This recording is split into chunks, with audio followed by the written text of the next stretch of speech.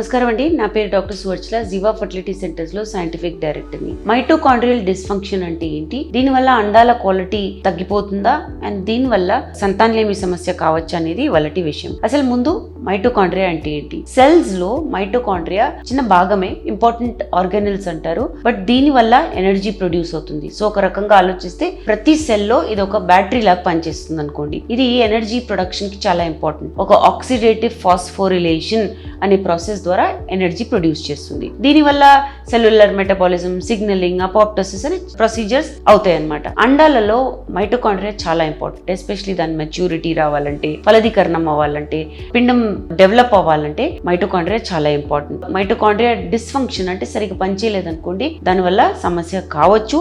Egg quality పడిపోవడం, సంతానలేమి సమస్య కావచ్చు. సో మైటోకాండ్రియా దాని ఇంపార్టెన్స్ ఏంటి అండంలో అనేది తెలుసుకుందాం. ముందు ప్రతి ఎగ్ లో చాలా మైటోకాండ్రియా ఉంటుంది అండ్ దీన్ని మనము మైటోకాండ్రియల్ డిఎన్ఏ అనొచ్చు. సో దీని రోల్ ఏంటంటే అండంలో energy production. Mitochondria adenosine triphosphate ATP అంటాము అనే ఎనర్జీ సబ్స్ట్రేట్ ప్రొడ్యూస్ చేస్తుంది. ఏటీపీ ప్రొడ్యూస్ అవుతే ఎనర్జీ ప్రొడ్యూస్ అవుతుంది అనమాట. ప్రతి ఫంక్షన్ కి ఏటీపీ కావాలి బాడీ ఫంక్షన్ లో. సో అలానే అండంలో కూడా మెచ్యూరిటీ, ఫలదీకరణం, పిండం డెవలప్మెంట్ కి ఏటీపీ చాలా ఇంపార్టెంట్. నెక్స్ట్ మైటోకాండ్రియా వల్ల అండంలో కాల్షియం లెవెల్స్ మెయింటైన్ అవుతాయి, చాలా ఇంపార్టెంట్ ఫలదీకరణం అవ్వాలంటే. మైటోకాండ్రియా వల్ల స్టీరాయిడ్ హార్మోన్స్ బయోసింథసిస్ అవుతాయి అండం లోపల. సో ఇది కూడా చాలా ఇంపార్టెంట్ ఫ్యాక్టర్. సో డిస్ఫంక్షన్ అవుతే అంటే మైటోకాండ్రియా సరిగా అండంలో పనిచేయకపోతే ఏమవుతుంది? సో ఈ డిస్ఫంక్షన్ అనేది ఎలా అవచ్చు, అండంలో ఈ ప్రాబ్లం ఎలా రావచ్చు? మ్యూటేషన్స్. ఈ మైటోకాండ్రియల్ డిఎన్ఏ లో మ్యూటేషన్స్ అయ్యాయి అనుకోండి, అలాంటప్పుడు ఏటీపీ ప్రొడక్షన్ తగ్గిపోయి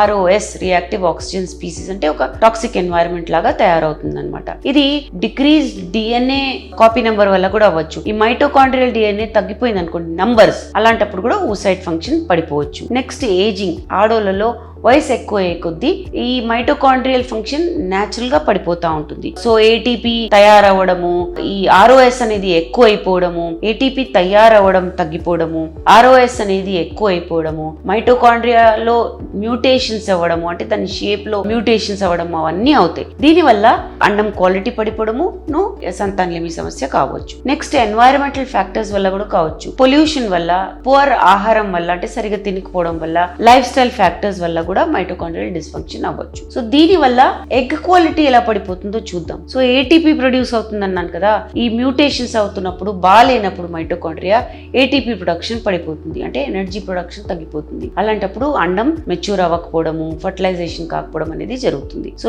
ఈ మైటోకాండ్రియల్ నంబరు, కాపీ నంబరును క్వాలిటీ పడిపోతే ఆర్ఓఎస్ ప్రొడక్షన్ ఎక్కువ అవుతుంది, సెల్యులర్ డ్యామేజ్ ఎక్కువ అవుతుంది, సెల్లో ఉన్న ప్రోటీన్స్, లిపిడ్స్, డిఎన్ఏ అవన్నీ డ్యామేజ్ అవుతాయి. దీనివల్ల అండం క్వాలిటీ కూడా పడిపోవచ్చు. ఈ మైటోకాండ్రియల్ డిఎన్ఏ బాగాలేకపోతే సెల్లో ఉన్న క్రోమోజోమ్స్ కూడా సరిగా డెవలప్ అవ్వవు, సరిగా డివిజన్స్ అవ్వవు. దీనివల్ల అబ్నార్మాలిటీస్ కావచ్చు.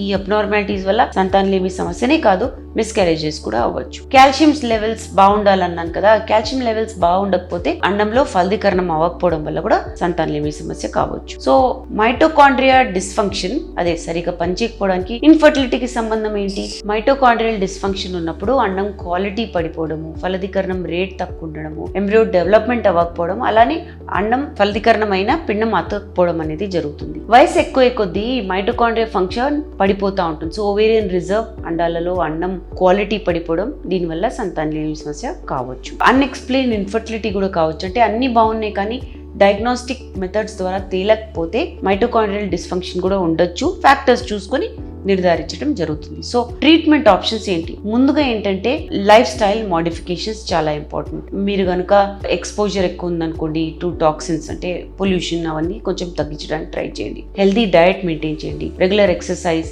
అండ్ ఇవన్నీ చేస్తే కూడా మీ మైటోకాండ్రియల్ హెల్త్ బాగుంటుంది. Next anti oxidant treatment. So ఈ మెడికేషన్స్ ఇస్తే ఆక్సిడేటివ్ స్ట్రెస్ అంటే టాక్సిక్ ఎన్వైరన్మెంట్ తగ్గడము, అండము మైటోకాండ్రియల్ డ్యామేజ్ అవ్వకుండా ఉంటుందన్నమాట. సో దీనివల్ల కూడా మంచి బెనిఫిట్స్ ఉంటాయి. కొన్ని సప్లిమెంట్స్ CoQ10 లాంటివి వేసుకున్న మైటోకాండ్రియల్ ఫంక్షన్ బాగుంటుందని తేల్చారు. సో మైటోకాండ్రియల్ డిస్ఫంక్షన్ ఒక ఇంపార్టెంట్ ఫ్యాక్టర్. ఎగ్ క్వాలిటీ తర్వాత ఫలదీకరణానికి చాలా ఇంపార్టెంట్ కన్సిడరేషన్ ఉండాలి దీని మీద. మోస్ట్ ఇంపార్టెంట్లీ మీరు లైఫ్ స్టైల్ చేంజెస్ చేయగలిగితే మెడికేషన్స్ అనేవి బాగా పనిచేస్తే ట్రీట్మెంట్ కూడా బాగా పనిచేస్తుంది. దీని గురించి ఇంకా వివరాల కోసం తప్పకుండా జీవా ఫర్టిలిటీ సెంటర్స్ కి వచ్చేయండి. Thank you. చాలా థ్యాంక్స్ అండి మా వీడియోస్ చూస్తున్నందుకు. మరిన్ని ఇలాంటి ఇంట్రెస్టింగ్ వీడియోస్ కోసం మా ఛానల్ని తప్పకుండా సబ్స్క్రైబ్ చేయండి. Thank you.